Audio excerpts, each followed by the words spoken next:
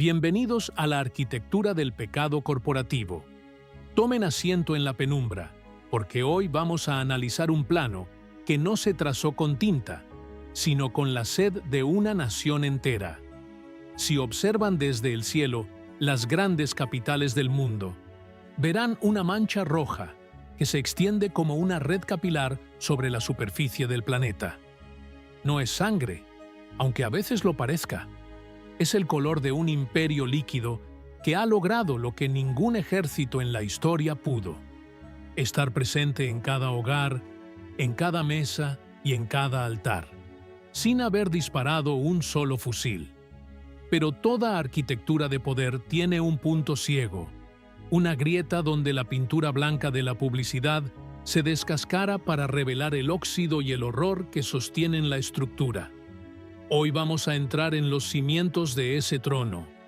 Vamos a raspar el brillo de los rascacielos de Atlanta y las plantas industriales de Monterrey, para descubrir que, bajo el mármol y el cristal, lo que realmente fluye es la agonía de una tierra que ha sido ordeñada hasta el cansancio.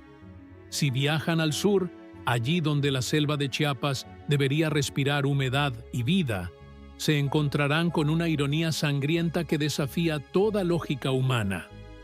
En el lugar con más lluvia de todo México, en el corazón de un paraíso de manantiales y acuíferos, la gente muere de sed. Pero no es una sequía enviada por la naturaleza, es una asfixia programada por el diseño industrial. Mientras caminan por las calles empedradas de San Cristóbal de las Casas, sentirán el polvo seco golpeando sus rostros. Verán a las mujeres indígenas con la espalda encorvada, cargando cántaros vacíos hacia pozos que hoy son solo agujeros de silencio y olvido. Pero justo ahí, a pocos metros de la carencia absoluta, se levanta la fortaleza de concreto.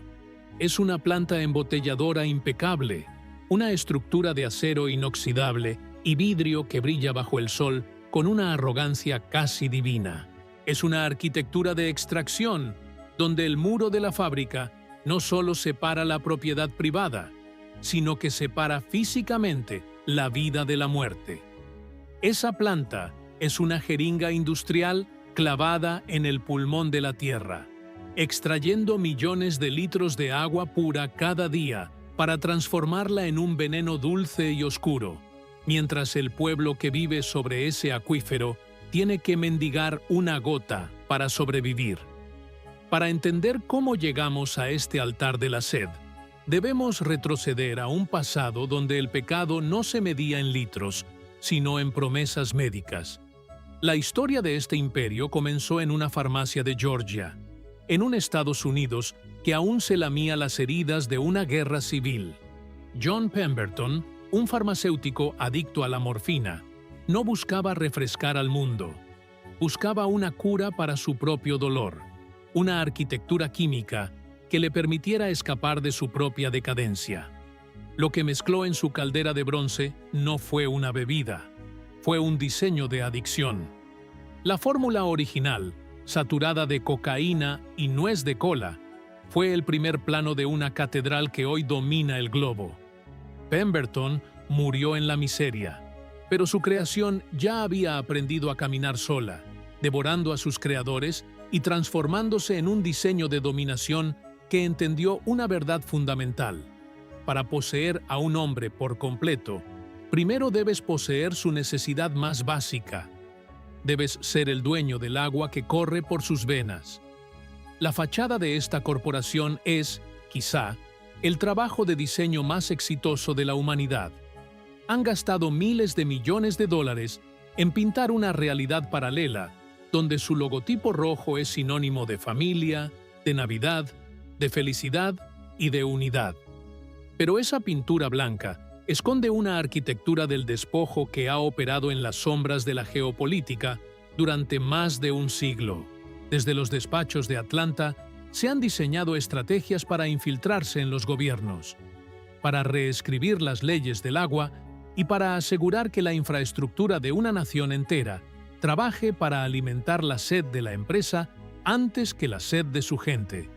Es una colonización líquida que ha rediseñado la geografía del consumo en Latinoamérica, transformando el mapa de México, Argentina y Colombia en una red de logística perfecta, donde el refresco llega a donde no llega la medicina, donde no llega la electricidad y donde el Estado ha dejado de existir. Miren bien esas plantas industriales. No son solo fábricas de bebidas, son estaciones de transferencia de soberanía. La arquitectura del pecado corporativo ha diseñado un sistema donde el agua dulce de un país, un recurso que pertenece a todos, es entregada por centavos a una entidad privada para que la devuelva envasada en plástico y cargada de azúcar a un precio 1000 veces superior. Es un modelo de negocio que funciona como un parásito perfecto. Consume la energía y el agua del huésped, le devuelve residuos y enfermedad, y se asegura de que el huésped esté demasiado debilitado para rebelarse. En Chiapas, esta arquitectura ha alcanzado su forma más pura y aterradora. Han construido una realidad donde el refresco es más barato y más fácil de conseguir que el agua limpia, atrapando a las familias más pobres en un ciclo de dependencia biológica que asegura la rentabilidad de la empresa por generaciones. Pero lo más perturbador de este diseño no es lo que ocurre en las fábricas, sino lo que han logrado hacer dentro de la mente de las víctimas. Han construido una catedral de azúcar sobre las ruinas de una cultura milenaria.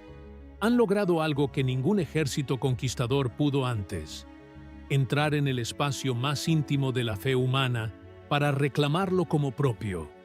Han rediseñado los altares, han alterado los bautizos y han convencido a un pueblo entero de que este líquido negro es sagrado. Mientras el pueblo reza por la lluvia bajo un cielo que parece haberse olvidado de ellos, la corporación ha instalado una válvula invisible en el diseño de su cultura. Una válvula que revela un plan mucho más siniestro para el futuro de todo el continente. Porque justo cuando crees que has entendido la escala de este saqueo, descubres que la verdadera arquitectura del pecado no se encuentra en las tuberías de acero, sino en un secreto que se oculta tras las puertas cerradas de los templos antiguos, donde el agua bendita ha dejado de existir para dar paso a un ritual de gas y muerte que nadie se atreve a cuestionar. ¿Estás listo para descubrir qué es lo que realmente fluye por esas tuberías antes de que el último pozo sea sellado para siempre? Para entender la verdadera magnitud de este robo, debemos alejarnos de la brillante etiqueta roja y sumergirnos en las tripas de la bestia. Bienvenidos a la hidráulica del despojo, el capítulo donde analizamos cómo una estructura de acero y concreto puede actuar como un parásito perfecto, diseñado para succionar la vida de la Tierra mientras el mundo mira hacia otro lado con una botella fría en la mano. Si observan desde el aire las instalaciones de FEMSA en San Cristóbal de las Casas, verán una geometría del saqueo. Una mancha de asfalto y metal que se asienta precisamente sobre el corazón de los acuíferos más puros del sur de México. No es una coincidencia geográfica. Es una ocupación táctica del recurso más valioso de la humanidad. La ubicación de estas plantas no responde a la logística de transporte, sino a la minería hídrica. Han construido sus fortalezas sobre las venas de la tierra, instalando jeringas industriales que drenan la vitalidad del subsuelo antes de que ésta pueda siquiera acercarse a los pozos de las comunidades que han vivido allí durante siglos. Dentro de estas fortalezas, el diseño es estéril, frío y de una eficiencia que resulta aterradora cuando se compara con la realidad exterior. Mientras que en las comunidades vecinas, las mujeres tienen que bombear manualmente pozos que cada día entregan un agua más turbia, más escasa y más cargada de sedimentos, dentro de la planta, el líquido fluye con una presión infinita, casi arrogante. La arquitectura interior está dominada por kilómetros de tuberías de acero inoxidable que brillan bajo luces fluorescentes perpetuas, formando una red de arterias artificiales que extraen más de 1.300.000 litros de agua cada día. Imaginen esa cifra por un momento. 1.300.000 litros diarios que dejan de alimentar los campos de maíz, que dejan de llenar los cántaros de las familias y que dejan de mantener el equilibrio ecológico de la selva, solo para ser mezclados con jarabes químicos y gas carbónico. El diseño de estas plantas es, en esencia, un sistema de diálisis invertido. Extraen la sangre limpia de la tierra y le inyectan un residuo tóxico a la sociedad. El pecado arquitectónico de estas plantas es su absoluta impermeabilidad emocional y ética. Están diseñadas para ser cajas negras, donde el agua entra como un derecho humano universal y sale convertida en una mercancía privada, etiquetada y tasada. La ingeniería de succión es tan potente que ha provocado un fenómeno físico de despojo: el descenso drástico de los mantos freáticos. Al perforar a profundidades que superan los 500 o 700 metros, la corporación crea un cono de depresión que seca literalmente los pozos artesanales de los pueblos indígenas, que apenas alcanzan los 20 metros. Es una arquitectura de la exclusión tecnológica. Han construido un sistema que les permite alcanzar las capas más profundas de la vida, a donde la tecnología de la gente local no puede llegar. Han privatizado el subsuelo mediante la profundidad de su cemento y la potencia de sus turbinas, estableciendo una jerarquía donde el capital decide quién tiene permiso para calmar su sed y quién debe ver cómo su tierra se convierte en un desierto bajo la sombra de una chimenea industrial. Pero la hidráulica del despojo no se detiene en las tuberías de acero. La verdadera ingeniería del pecado es la que conecta las bombas de la fábrica con el sistema legal y político del país. Los pasillos de estas plantas están conectados por hilos invisibles con las oficinas de los reguladores estatales, donde se han diseñado concesiones que parecen redactadas por la propia empresa.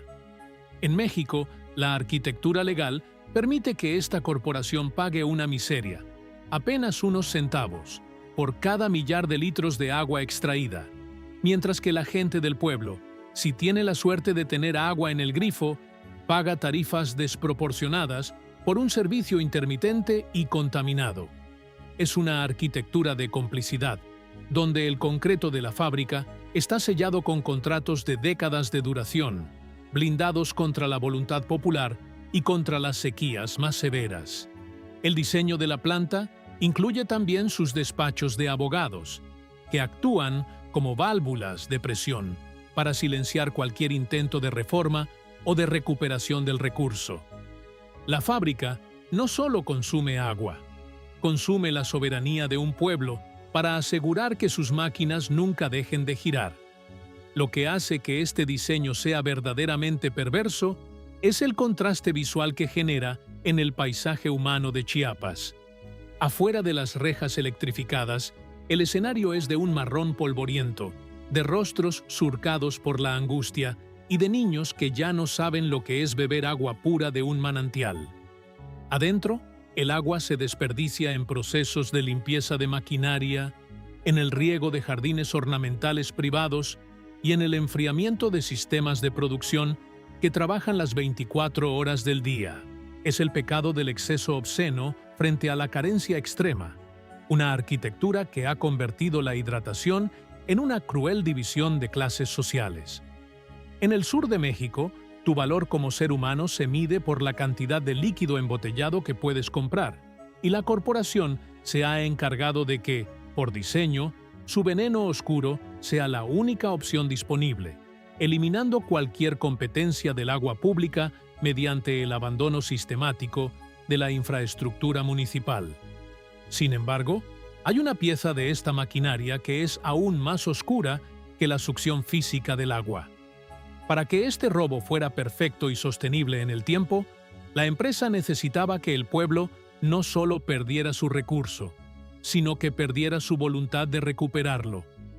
Necesitaban que la gente deseara el refresco por encima de la vida misma, que amaran sus cadenas de azúcar. Han construido una infraestructura cultural que ha transformado la arquitectura del hogar, de la comunidad y del espíritu. Para ver ese plano maestro, debemos salir de la fábrica y entrar en el lugar donde el logotipo rojo ha logrado lo impensable: desplazar a la divinidad del altar para ocupar su trono de cristal. Porque lo que ocurre en las iglesias de las montañas de Chiapas no es una coincidencia. Es el resultado de un diseño de colonización espiritual que ha convertido el bautismo en un contrato de consumo. ¿Estás listo para entrar en la Catedral del Azúcar y descubrir cómo el pecado se disfrazó de rito sagrado? Porque en el próximo capítulo veremos cómo el imperio logró que un pueblo sediento se arrodillara ante la botella que le está robando el alma. Para entender el verdadero alcance de este pecado arquitectónico, debemos abandonar los muros de la fábrica y entrar en un lugar donde normalmente no se asoman los auditores ni los ingenieros: el alma de un pueblo. Bienvenidos a la Catedral del Azúcar. Este es el capítulo donde descubrimos cómo el diseño corporativo logró lo que ni los conquistadores españoles ni los misioneros del siglo pasado pudieron: rediseñar la fe de una nación desde sus cimientos, reemplazando el agua bendita por la sangre negra del capitalismo. Si viajas a las montañas de Chiapas, al corazón de San Juan Chamula, entrarás en un templo que desafía toda lógica arquitectónica y espiritual. Olvida los bancos de madera y el orden occidental. Aquí el suelo está cubierto por una alfombra de agujas de pino que oculta el frío del cemento. El aire es denso por el humo del copal y los altares están custodiados por santos que miran con ojos de vidrio desde sus vitrinas. Pero si te acercas a las ofrendas, notarás que entre las velas parpadeantes y las flores marchitas, lo que domina la escena son las botellas de cristal oscuro con la etiqueta roja. Esto no es un descuido, es la culminación de una colonización cultural, donde la marca ha dejado de ser un producto para convertirse en una herramienta de redención. La arquitectura de este pecado reside en que la corporación ha logrado una renovación siniestra de la tradición milenaria. En los rituales originales de los pueblos mayas se utilizaba el pox, un aguardiente de caña que servía para conectar con los ancestros. Pero mediante una distribución agresiva, un diseño de precios depredador y la asfixia sistemática de las fuentes de agua limpia, la empresa convenció a los líderes espirituales de que el gas y el azúcar de su refresco poseían un poder superior de purificación. Hoy, en la penumbra del templo, verás a los curanderos eructar frente a los santos tras beber grandes tragos de la botella roja. En su cosmogonía rediseñada por el marketing, ese gas que escapa del cuerpo es la expulsión física de los demonios y las malas energías. Es el triunfo definitivo de la ingeniería sobre la biología, una reacción fisiológica al exceso de dióxido de carbono convertida en una experiencia divina por decreto de una marca comercial. Han construido una catedral de adicción donde el fiel no solo entrega su fe, sino que entrega su metabolismo completo al servicio de una transnacional. Este diseño de dominación no se detiene en las paredes de la iglesia. Se infiltra en la arquitectura del hogar y del cuerpo desde el momento mismo del nacimiento. En las comunidades de los Altos de Chiapas, verás escenas que parecen sacadas de una pesadilla distópica. Madres que, ante la falta de agua potable o leche materna de calidad, mojan los labios de sus recién nacidos con refresco. Es el bautismo líquido de la deuda. Es una arquitectura genética donde el sabor del azúcar se graba en los receptores neuronales del niño antes de que aprenda a pronunciar el nombre de su madre.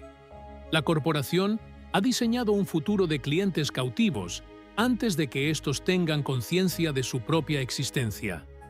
Al destruir el acceso al agua natural, han forzado a una cultura entera a habitar un edificio de consumo donde la única salida es la enfermedad.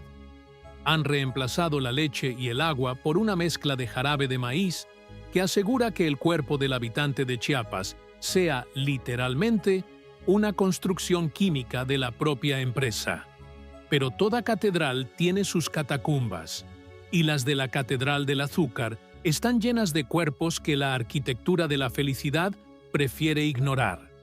Mientras las botellas brillan en los altares de San Juan Chamula, las clínicas de la región se llenan de ciegos, de amputados y de personas cuyos riñones han dejado de funcionar bajo el peso de un consumo que alcanza los 2 litros diarios por persona. Chiapas es hoy el epicentro mundial de la muerte por diabetes, una necrosis sistémica que es el resultado directo de este diseño de mercado. La empresa vende la alegría en la etiqueta, pero construye cementerios en la realidad. Es un pecado de omisión y diseño. Sabían que estaban inyectando un veneno en una población con predisposición genética y escaso acceso a la salud. Y aún así, diseñaron rutas de distribución que llegan hasta la última choza de la montaña. La arquitectura de su éxito financiero es proporcional a la arquitectura de la decadencia física de sus consumidores. Han creado un ecosistema donde la muerte es el costo operativo de su crecimiento trimestral. Lo más aterrador es que este diseño de control es invisible para quien no quiere mirar bajo la pintura roja. La corporación patrocina las fiestas patronales, pinta las fachadas de los pueblos con sus colores y se presenta como el gran benefactor que trae el progreso a donde el Estado ha fallado. Es un diseño de sustitución estatal. Donde no hay clínicas, hay publicidad. Donde no hay escuelas con agua, hay máquinas expendedoras. Han logrado que el pueblo proteja a su propio verdugo, porque han entrelazado la identidad cultural con la marca de tal manera que criticar a la empresa es visto como un ataque a la propia tradición. Es una jaula de cristal donde los barrotes son dulces y el aire huele a caramelo. Pero mientras el pueblo sigue depositando sus monedas y su salud en los altares del refresco, en los despachos de poder se está sellando una compuerta mucho más pesada. Porque para que este imperio de azúcar y sed se mantenga en pie, no basta con engañar al espíritu. Hay que silenciar la ley. Detrás de los altares de Chiapas existe un plano secreto, un laberinto de pasillos legales y acuerdos bajo la mesa que permiten que este saqueo continúe sin que nadie levante la voz.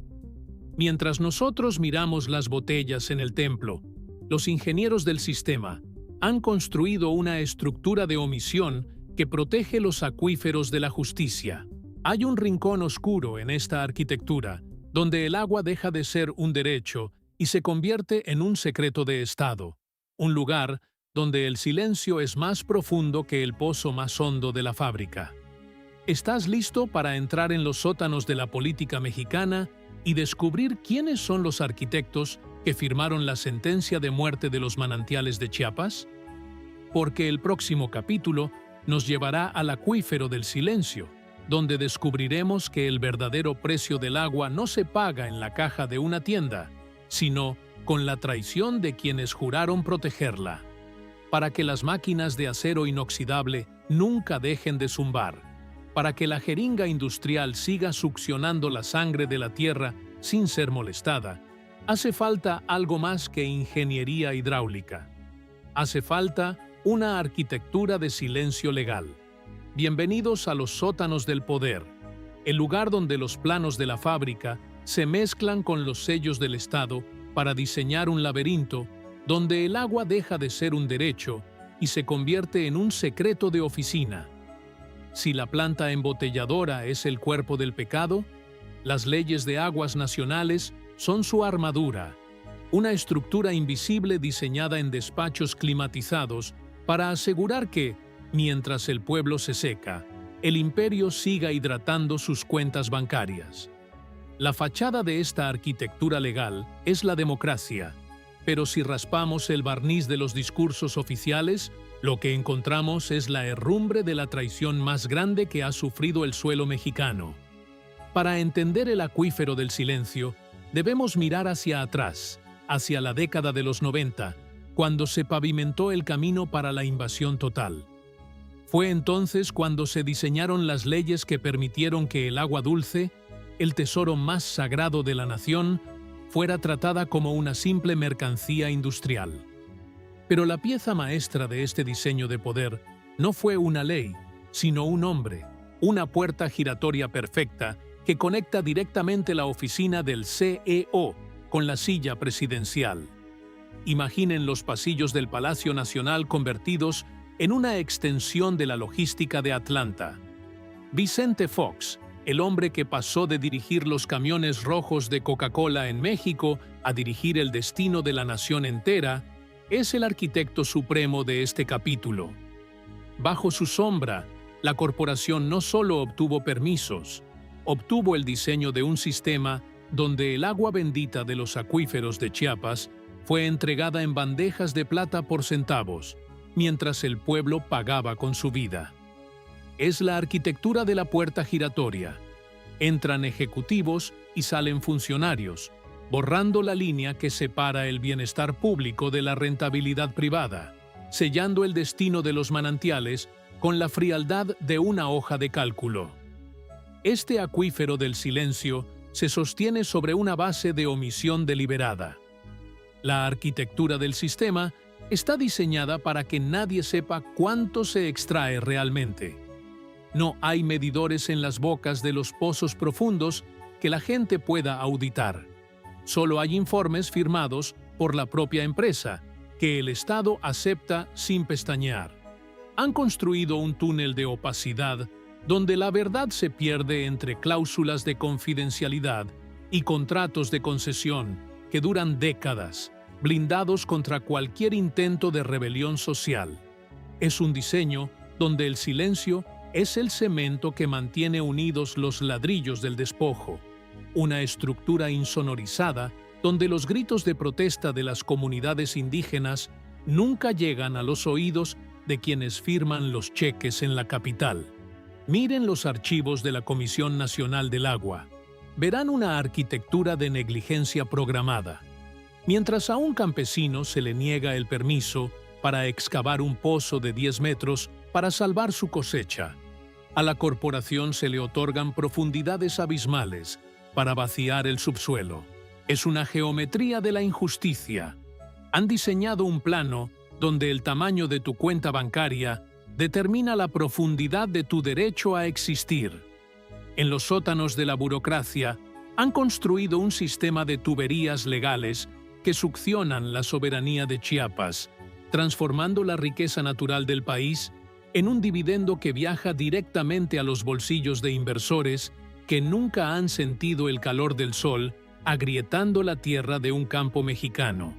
Pero toda arquitectura de ocultamiento tiene un punto de fuga, un lugar donde la presión es tan alta que el sistema empieza a colapsar desde adentro. Porque mientras el silencio protege las concesiones de agua en los papeles, en la superficie, el cuerpo humano está empezando a emitir una señal de alarma que ninguna oficina de relaciones públicas puede silenciar. Han construido un imperio sobre un acuífero vacío, pero lo que han inyectado en la sangre de la población es una bomba de tiempo química que está rediseñando la anatomía de todo un continente. Porque justo detrás de los contratos sellados y las leyes de aguas se oculta la parte más física y dolorosa de este pecado, la arquitectura de una enfermedad que está devorando a los mexicanos de adentro hacia afuera, transformando la dulzura del refresco en una necrosis lenta y silenciosa. ¿Estás listo para entrar en las clínicas del azúcar y ver cómo el pecado corporativo ha diseñado la muerte perfecta de una sociedad? Porque el próximo capítulo nos llevará a la geometría de la diabetes, donde descubriremos que el verdadero precio del agua robada se paga con la amputación de una nación entera. Bienvenidos a la planta de postventa más oscura del imperio, un lugar donde el diseño corporativo abandona el acero y el cristal para inscribirse directamente en la carne y los huesos de una nación. Bienvenidos a la geometría de la diabetes. Si las plantas embotelladoras son el corazón del saqueo y los despachos políticos son su armadura, Las salas de espera de los hospitales en Chiapas son el sótano donde se acumulan los escombros biológicos de esta arquitectura del pecado. Aquí, la fachada de la felicidad roja se desmorona para revelar una estructura de necrosis, ceguera y mutilación. El azúcar no es solo un ingrediente. En manos de esta corporación, se ha convertido en el ladrillo fundamental de una prisión metabólica de la que casi nadie logra escapar. Observen la anatomía de un paciente en los Altos de Chiapas. Su cuerpo es una construcción que ha sido rediseñada, sorbo a sorbo, desde el momento de su concepción. La arquitectura de la adicción comienza en el útero y se consolida en la cuna, donde el sabor del jarabe de maíz de alta fructosa se instala en los receptores del cerebro con la precisión de un plano de ingeniería. Han diseñado un ser humano cuya biología ha sido hackeada, un habitante que ya no puede procesar la vida sin la dosis diaria de veneno líquido. Es una geometría del exceso. Mientras los niveles de glucosa suben como las acciones de la empresa en la bolsa, las paredes de las arterias se debilitan y los cimientos de la salud colapsan bajo el peso de una dieta impuesta por el despojo del agua limpia.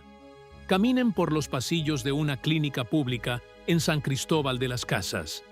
El diseño de este espacio es el reverso tenebroso de la pulcritud de la fábrica. Aquí no hay acero inoxidable brillante, sino el olor a desinfectante barato y el sonido de las máquinas de diálisis que intentan, inútilmente, filtrar la sangre que la corporación ha contaminado con su éxito financiero. Verán a hombres de mediana edad, guerreros de la tierra que deberían estar labrando el maíz, sentados en sillas de ruedas con las piernas cortadas a la altura de la rodilla. Es la arquitectura de la amputación. Cada miembro perdido es un monumento silencioso al pecado de una empresa que supo, desde hace décadas, que estaba inyectando una bomba química en una población con una vulnerabilidad genética específica, y aún así decidió acelerar la logística de su destrucción. El pecado corporativo alcanza su forma más cínica cuando la empresa se presenta como la solución al problema que ella misma ha diseñado. Verán el logotipo rojo patrocinando campañas de estilo de vida saludable o donando equipos médicos de segunda mano a los mismos hospitales que están desbordados por sus clientes. Es una arquitectura de la hipocresía. Construyen el incendio y luego venden los extintores, asegurándose de que el ciclo de dependencia nunca se rompa.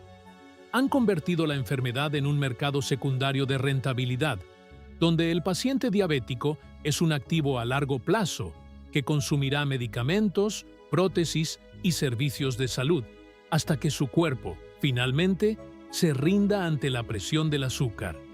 Chiapas es hoy el epicentro mundial de una catástrofe humanitaria diseñada en laboratorios de marketing. La estadística es una geometría de terror. Mueren más personas por el consumo de refrescos que por la violencia del narcotráfico en muchas zonas de la región. Pero a diferencia de las balas, el azúcar no hace ruido. Mata con la dulzura de un comercial de televisión. Han rediseñado la muerte para que sea lenta, silenciosa y, sobre todo, extremadamente lucrativa. Cada botella vacía que ven tirada en el suelo de la selva es el resto de una vida que ha sido drenada de su energía vital para alimentar el crecimiento infinito de un imperio que no conoce la saciedad. Pero mientras los cuerpos de los mexicanos se descomponen por dentro, el paisaje exterior está sufriendo una metamorfosis igualmente aterradora. Porque el veneno no solo fluye por las venas de las personas, sino que ha empezado a asfixiar la geología misma del continente. La arquitectura del pecado ha dejado una huella que el tiempo no puede borrar, una capa de sedimento artificial que está transformando los ríos sagrados en cloacas de polímeros. Justo cuando crees que el horror de la diabetes es el límite de esta traición, descubres que la corporación ha diseñado una forma de inmortalidad para sus desechos que está enterrando viva a la naturaleza. ¿Estás listo para entrar en la necrosis de plástico y ver cómo el imperio ha rediseñado la faz de la Tierra para que nada vuelva a crecer sin su permiso?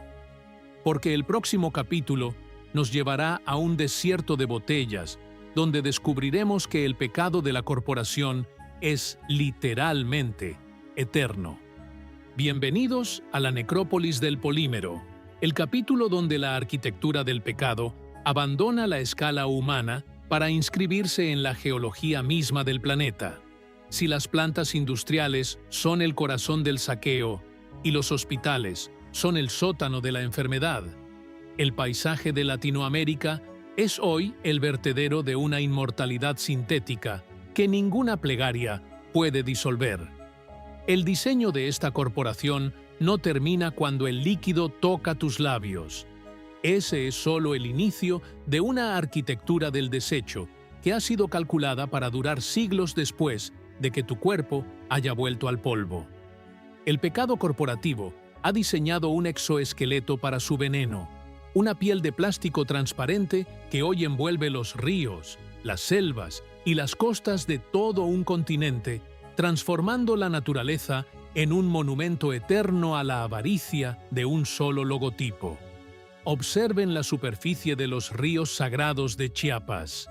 Ya no verán el reflejo del cielo ni la danza de los peces. Lo que verán es una costra de plástico, una armadura de botellas vacías que asfixia el flujo de la vida con la frialdad de una lápida. La arquitectura del pecado ha rediseñado la hidrografía del mundo. Han convertido las corrientes de agua en cintas transportadoras de basura, donde cada envase de polietileno es un ladrillo en una muralla invisible que separa a la Tierra de su capacidad de regenerarse. No es un accidente de logística, es un diseño de externalización de costos.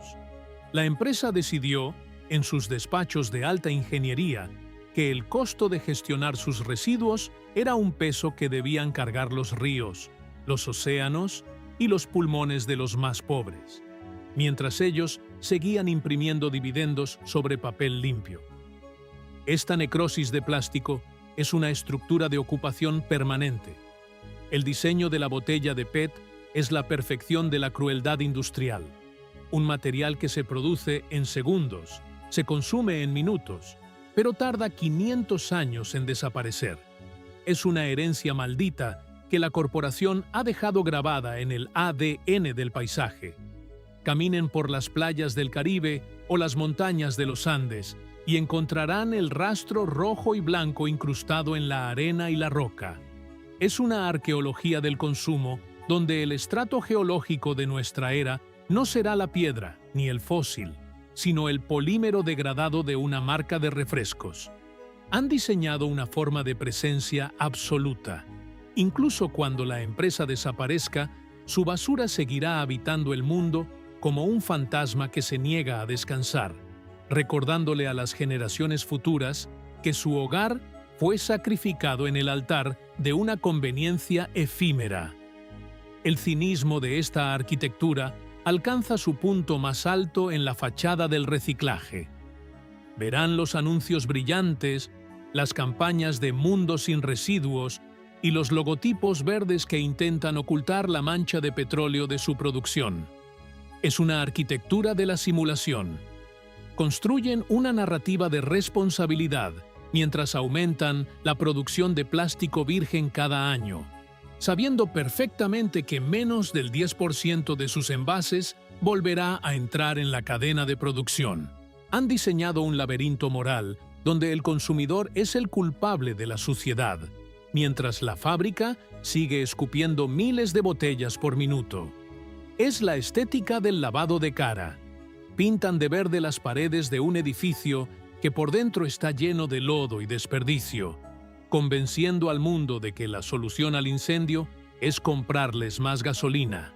Pero lo más aterrador es que esta necrosis ya no está solo fuera de nosotros. La arquitectura del pecado ha logrado la infiltración total. El plástico no muere, solo se fragmenta en partículas tan diminutas que desafían la mirada humana. Esos microplásticos, cargados con la química del imperio, están hoy en el agua que bebes, en la sal que consumes y en la sangre que corre por tus venas. Han rediseñado la composición misma de la vida. Somos habitantes de una estructura biológica que ya no es puramente orgánica. Somos construcciones híbridas donde el polímero corporativo es ahora una parte intrínseca de nuestras células. El pecado ha dejado de ser una mancha en el río para convertirse en una marca de agua en nuestra propia existencia.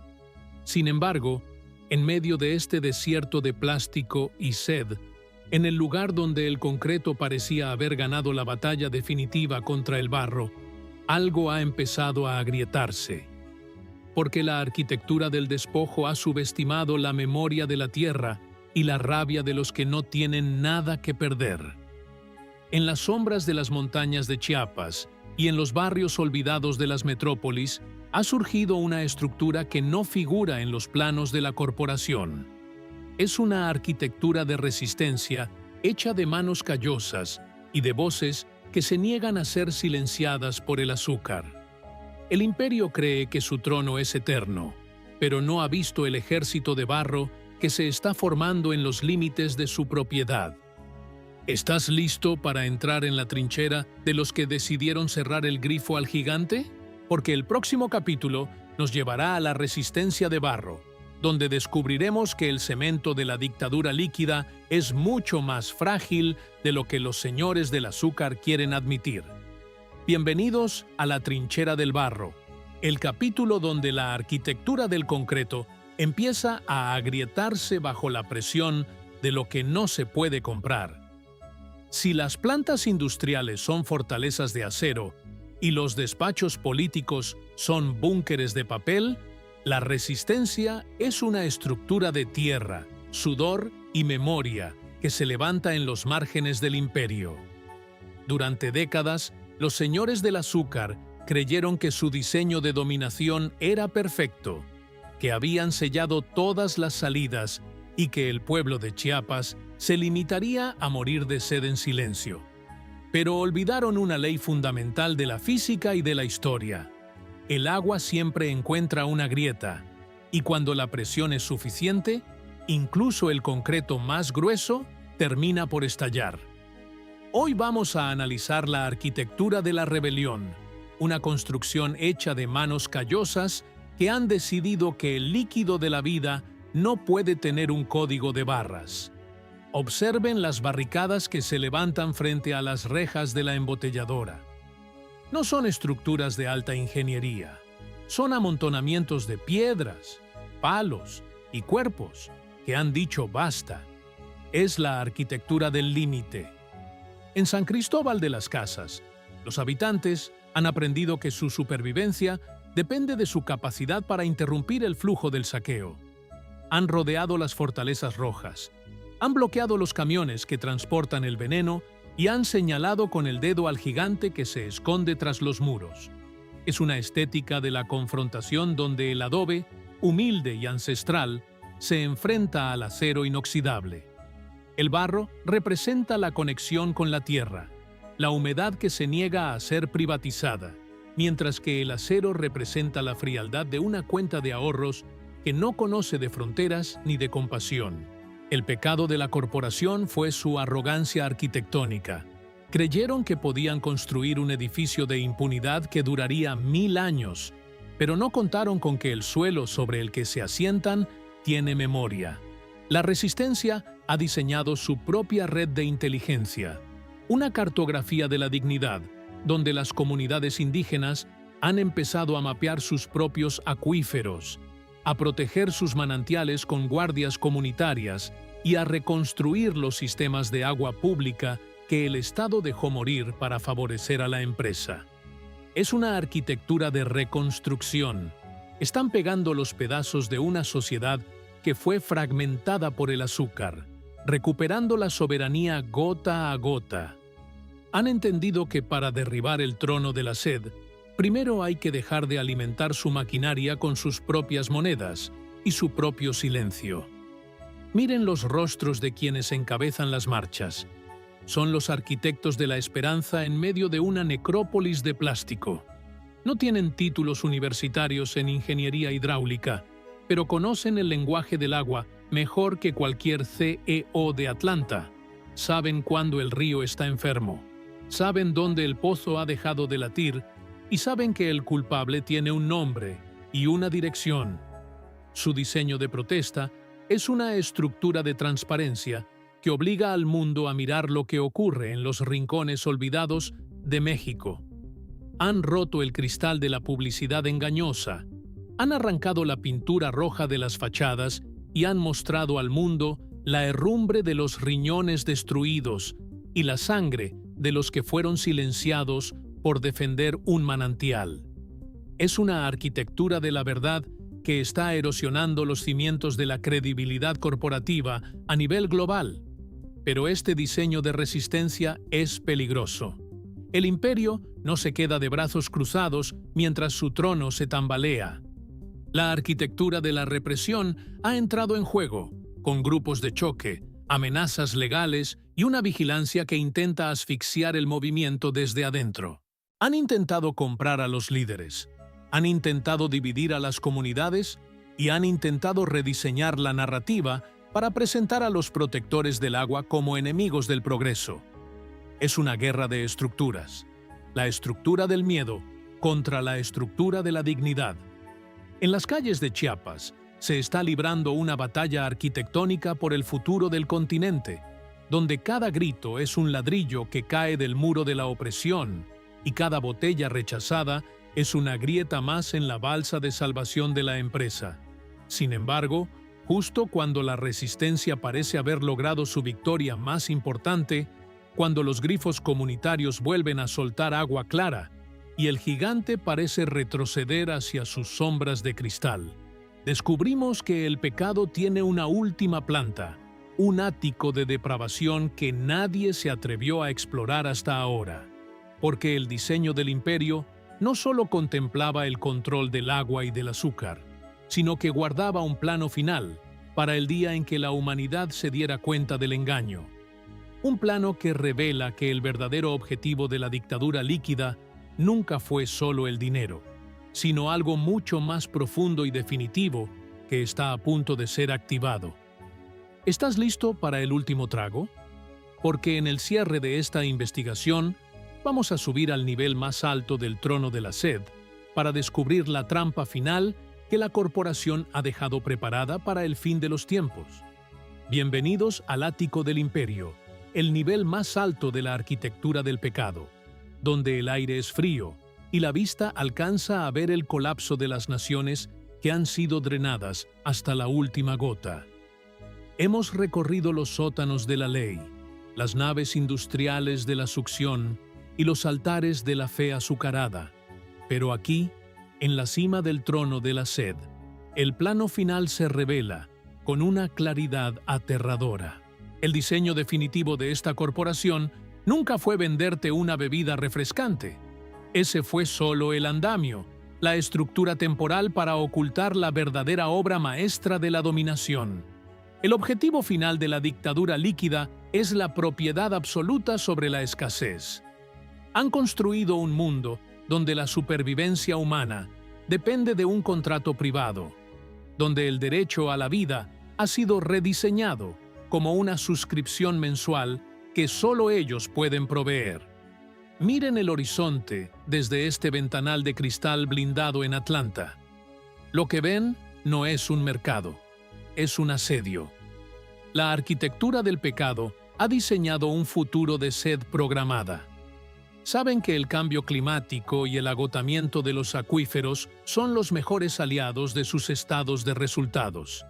Han invertido décadas en asegurar que, cuando el agua desaparezca de los ríos y de los pozos públicos, ellos sean los únicos que posean las llaves de las reservas subterráneas. El diseño del imperio contempla el día en que el agua potable sea más cara que el petróleo, y se han preparado construyendo una red de tuberías legales y físicas que les garantiza el control total sobre la hidratación de la humanidad. El último trago no es el que tú eliges comprar en la tienda. es el que estarás obligado a mendigar cuando la naturaleza, rediseñada por su codicia, deje de entregarte el líquido de la vida de forma gratuita. El pecado más profundo de esta arquitectura es su inmortalidad arrogante frente a la fragilidad humana. Han construido una marca que pretende sobrevivir al colapso de las sociedades que explota. Mientras los cuerpos de los niños en Chiapas se marchitan por la diabetes y los ríos se asfixian en plástico, los ejecutivos en el ático diseñan campañas de resiliencia y sostenibilidad. Es la estética del cinismo absoluto. Pintan de blanco los sepulcros que ellos mismos han cavado. Han logrado que el mundo entero acepte como normal que una entidad privada tenga más derechos sobre el agua de un país que el pueblo que nació en esa tierra. Es una arquitectura de la rendición.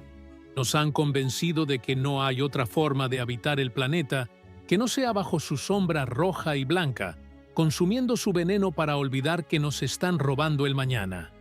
Observen por última vez el logotipo. Esas letras cursivas que parecen una firma elegante son, en realidad, los barrotes de una celda global. La arquitectura del pecado corporativo es un edificio que hemos ayudado a construir con cada moneda, con cada silencio y con cada trago. Han convertido nuestra sed en su cimiento y nuestra enfermedad en su dividendo.